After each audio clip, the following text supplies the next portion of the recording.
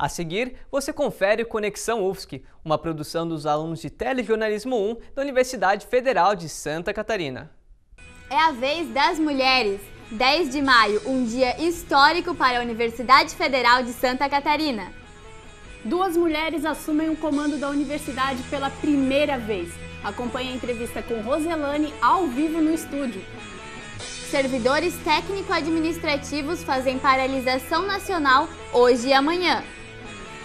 E confira a nossa homenagem ao Dia das Mães. Hoje é dia 9 de maio e Conexão UFSC começa agora.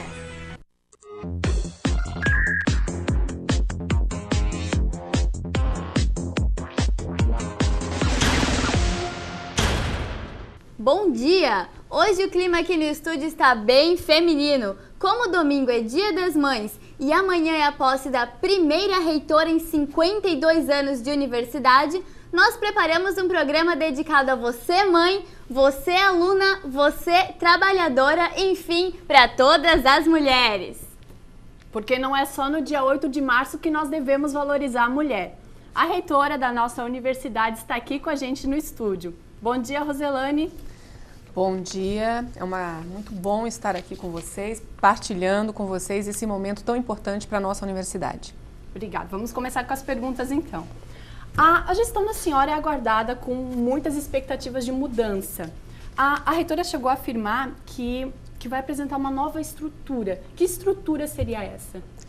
Então, a partir do nosso trabalho, né, de toda a equipe de transição, de professores, de técnicos, de estudantes, voluntários, né, que desde janeiro começaram a fazer avaliação nos locais, especialmente nos setores administrativos da nossa instituição, e também, especialmente a partir dos fóruns de gestão que foram realizados na semana passada, nós estamos, a partir de agora, já concluindo uma estrutura para a instituição que condiz com as demandas, com as necessidades, com todas as informações que chegaram para nós.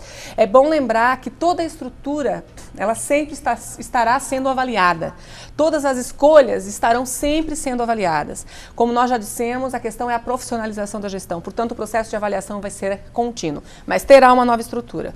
Posso já adiantar a separação da extensão da pesquisa. Nós vamos ter uma pró-reitoria de extensão, porque, como todos vocês acompanharam, a nossa grande proposta é que nós tenhamos uma universidade com políticas institucionais mais fortes, mais fortalecidas em relação ao nosso papel e à nossa intervenção, tanto no entorno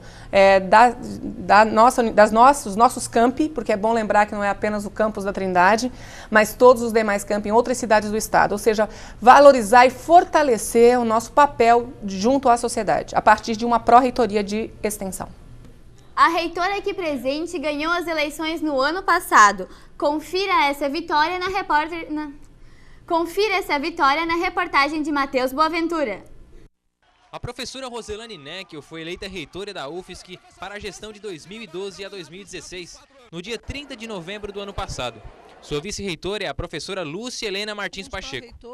A vitória foi garantida pelos alunos, que deram um pouco mais de 6.500 votos à candidata da Chapa 5. Roselane derrotou no segundo turno o candidato Carlos Alberto Justo, o Paraná, que levou a melhor entre os professores e os servidores técnico-administrativos. Roselane Neckel será a 11ª reitora da UFSC e a primeira mulher a dirigir a instituição desde a sua criação, em 1960. Comissões de transição da universidade elaboraram relatórios destacando falhas e virtudes da gestão de Álvaro Prata. O resultado da análise que deve ser tomada, o resultado da análise das medidas que devem ser tomadas pela reitora foram discutidas com a comunidade por meio de fóruns participativos. Entre quarta e sexta-feira da última semana, o auditório do Centro de Cultura e Eventos da UFSC sediou uma série de fóruns promovidos pela nova administração da universidade para apresentar e pôr em debate as políticas da futura gestão. A reitora ainda não tomou posse, mas a comunidade da UFSC já pôde conhecer os eixos diretrizes da nova gestão durante os fóruns de transição. Os temas dos fóruns foram selecionados por comissões de transição, formadas por professores. Ensino, pesquisa e extensão, cultura, comunicação e a gestão dos campos e hospital universitário foram contemplados nos estudos da comissão. O que nós estamos construindo, né, a partir dessa primeira edição dos fóruns é exatamente ampliar essa possibilidade de participação dos estudantes, dos professores e dos técnicos.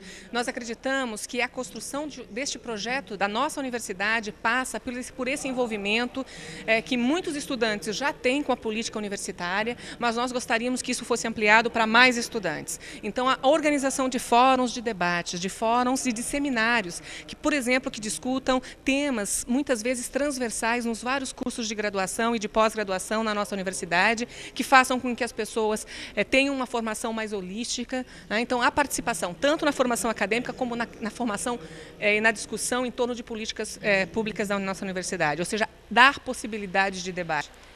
Ao final do último fórum, foi anunciada a data e o local oficial da posse da reitora Roselane Neckel, a primeira mulher a assumir o principal posto de gestão da UFSC. Muitos alunos gravaram perguntas que gostariam de fazer à reitora. Vamos ouvir. Oi, meu nome é Felipe, eu sou do campus de Joinville. Primeiramente, parabenizar a professora Roselane e a professora Lúcia pela conquista da reitoria e aproveitar para fazer uma pergunta. No plano de proposta da eleição, vocês salientaram a importância da participação do acadêmico na pesquisa como parte da sua formação. Visto o grande déficit que o campus de Joinville apresenta, assim como os demais campos na área de pesquisa, devido à baixa infraestrutura, quais vão ser as políticas de incentivo à pesquisa destinadas aos campos? Felipe, ontem, na segunda-feira, nós já estivemos novamente numa reunião no MEC sobre a consolidação dos nossos campi, sobre a importância de que nós façamos um trabalho nesse momento de avaliação do pacto que foi feito em relação ao REUNE, da pactuação realizada naquele momento em 2007 e o que efetivamente já foi encaminhado.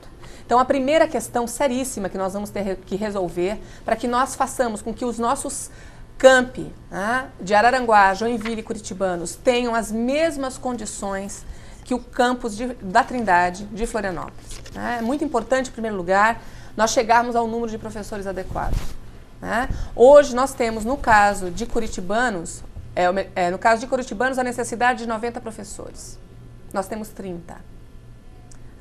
No caso do campus de Joinville, nós temos também a necessidade em torno de 120 professores. Nós temos 35, mais ou menos, que talvez eu esteja errada, porque houve agora contratações. No caso do campus de Araranguá, a situação é a mesma. Isso, num primeiro momento, pode parecer desesperador, mas não é. Tenham certeza de que nós vamos estar viabilizando a contratação de professores, para que os professores hoje, como por exemplo no caso de Joinville, nós tenhamos uma carga horária que quase que impossibilita que eles façam outras atividades a não ser as de ensino. Então é muito importante que nós, primeiro ponto, professores. Segundo ponto, construções, laboratórios. No caso de todos os nossos campi, todos eles necessitam de infraestrutura física, laboratórios. Nós precisamos de espaço físico para a realização das atividades de ensino e para o desenvolvimento da pesquisa. Num primeiro momento, que nós temos pensado, já que essa situação esse estado está dessa forma, que a gente coloque a possibilidade de construir junto à Pró-Reitoria de Pesquisa e a Pró-Reitoria de Pós-Graduação políticas de transição até o momento em relação, até nós conseguirmos dar as condições para que as atividades de pesquisa e os projetos sejam desenvolvidos nos campi. Então, que a gente faça num período de transição, para que a gente possa, por exemplo, ampliar o número de bolsas para os estudantes, que esse intercâmbio entre os campos e o campus de Florianópolis aconteça, mas que nós tenhamos principalmente condições de trabalho para os professores, para que eles consigam fazer essas atividades e assim envolver os estudantes. O cinegrafista Peri Carvalho foi até Brasília e nos trouxe mais informações e imagens da posse da reitora ontem em Brasília. O ministro da Educação, Aloysio Mercadante, empossou ontem em Brasília as reitoras de 3 universidades federais, Rondônia, Rural de Pernambuco e Santa Catarina. As 3 mulheres foram as primeiras eleitas para o cargo nessas universidades. A vice-reitora da UFSC, Lúcia Pacheco, e outras autoridades também compareceram a essa cerimônia, que foi um tanto peculiar. Eu creio que pela primeira vez, ministro, nós temos a posse simultânea. Nunca antes aconteceu isso. Vá se acostumando. Será que o Dia das Mães vai ser chuvoso? Confira agora na previsão do tempo com Marina Oliveira. Em todo o estado, uma massa de ar seco mantém o tempo estável, com predomínio de sol no decorrer do dia. Nesta quarta-feira, as temperaturas estarão elevadas para essa época do ano. Para a capital, a previsão é de 25 graus e a mínima de 17. Até o fim da semana, o tempo se manterá nublado. Infelizmente, durante o Dia das Mães, a previsão é de chuva com a chegada de uma frente fria. Mas a chuva promete não esfriar a final do Campeonato Catarinense nesse domingo. Mas para quem vai a Orlando Scarpelli, é melhor ir preparado. A partir do dia 14, as temperaturas tendem a diminuir devido à chegada de uma massa de ar frio de origem polar. E daqui a pouco você confere as eleições na França no Giro Internacional. E você também vai ficar sabendo mais informações sobre a paralisação dos servidores. Agora são 12 horas e 20 minutos, o Conexão UFSC volta já.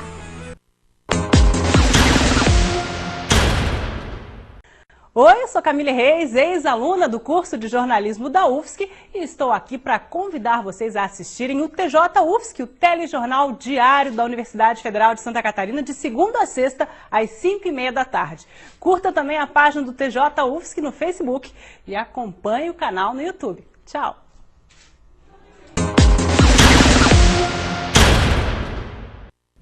E agora vamos ao Giro UFSC com as últimas informações sobre a paralisação dos servidores. Bom dia, Raíssa. Bom dia, Bianca. Estamos aqui na Praça da Reitoria, na manifestação do Sintufsc. Vamos falar agora com Celso Ramos Monteiro, que é coordenador do Sintufsc, e nos dará mais informações a respeito das paralisações programadas para hoje, quarta-feira. Celso, como estão as paralisações? A BU já está paralisada, não é?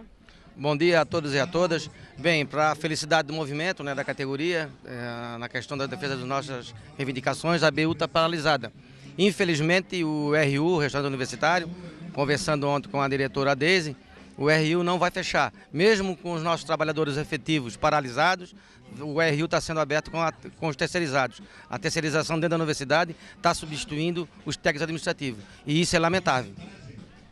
Como é que como é que são as negociações com o governo federal a respeito das reivindicações do sindicato? As negociações em Brasília, elas estão paradas. O governo federal não atende a nossa pauta de reivindicação, é uma pauta extensa, inclusive a questão da database, que é para reajuste salarial dos servidores, não consta, não temos a database. Também a questão de reajuste salarial, que não tivemos em 2011, não temos em 2012 e também em 2013. A LDO, que é a Lei de Diretrizes Orçamentárias, que está sendo no Congresso aprovada, ainda não está definido a questão dos servidores públicos federais. Isso em geral, não é só a questão dos técnicos administrativos, é o servidor público em geral que está sem reajuste. Ok, muito obrigado, Celso, pelas informações. Vamos agora com o Matheus Boaventura, que está na frente do RU. Matheus, quais são as informações por aí?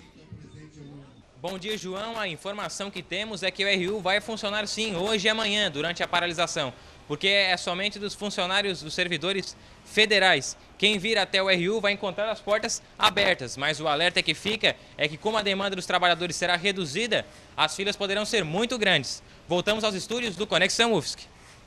Essa situação são situações que eu já acompanho como diretora de centro, do Centro de Filosofia e Ciências Humanas há muitos anos. Com muita tranquilidade, eu acredito que é muito importante que nós estabeleçamos um diálogo com o sindicato, um diálogo com o governo federal, buscando fortalecer as negociações e buscando as negociações, e valorizando as reivindicações, mas ao mesmo tempo dando condições para que as demais atividades da universidade continuem, já que os demais setores não estarão em greve.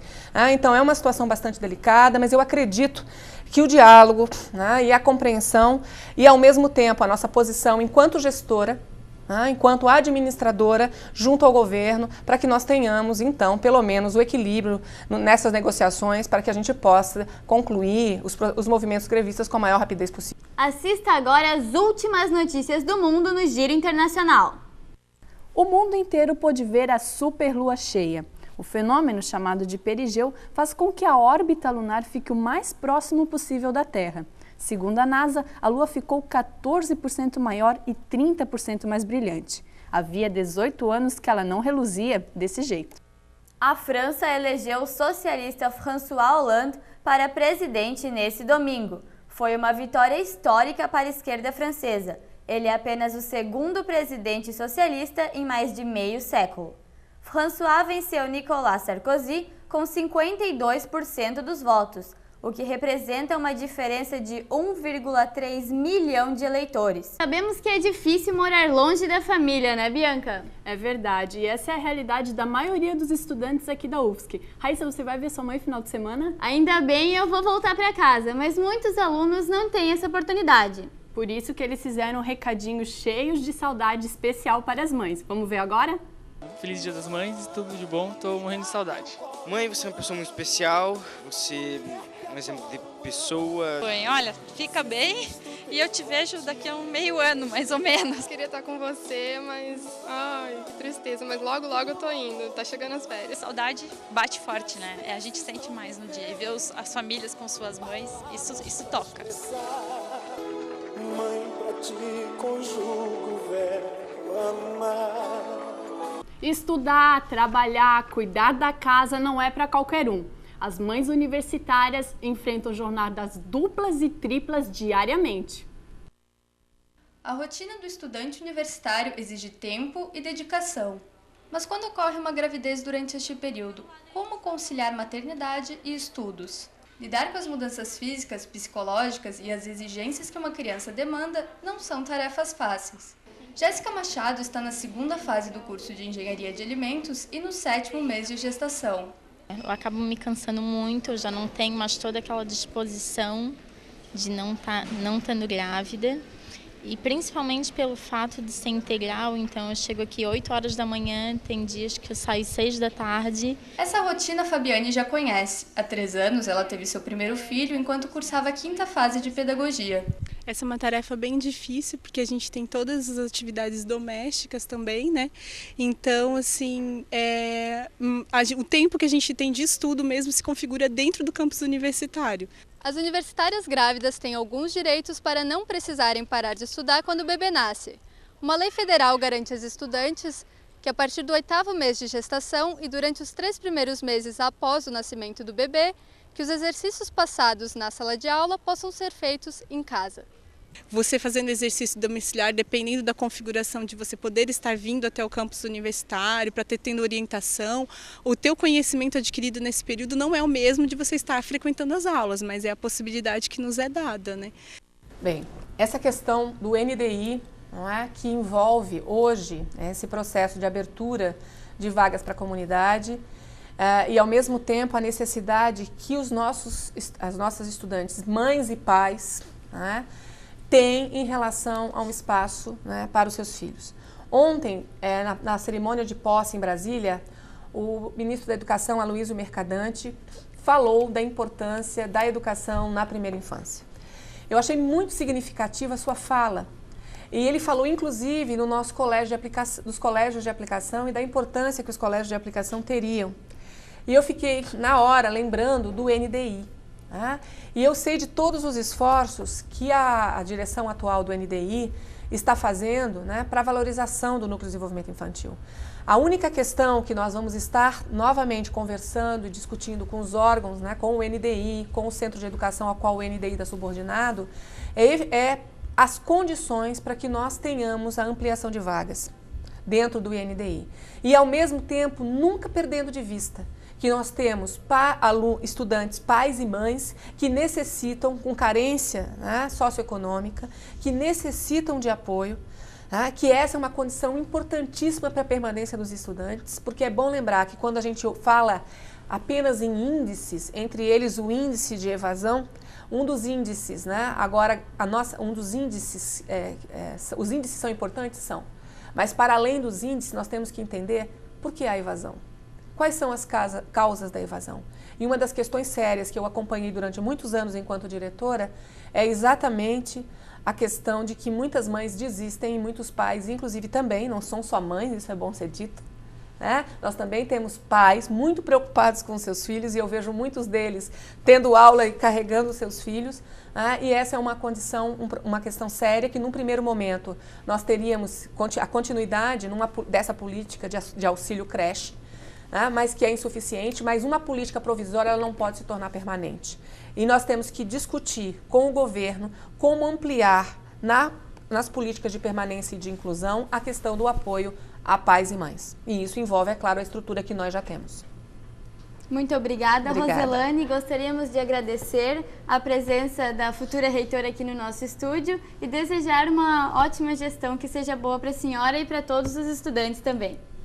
Muito obrigada. Eu agradeço mais uma vez a oportunidade e convido a comunidade universitária para participar amanhã, às 19 horas, no Centro de Eventos da solenidade de transmissão do cargo, né, ao reitor Álvaro Prata e do professor Carlos Alberto Justo da Silva, a mim e a professora Lúcia Helena Martins Pacheco. Lembro que logo depois da solenidade da posse ocorrerá no restaurante universitário um jantar para todos os convidados com a presença das reitoras. É isso, obrigada. E nós nos encontramos terça que vem às 11h30. Até lá!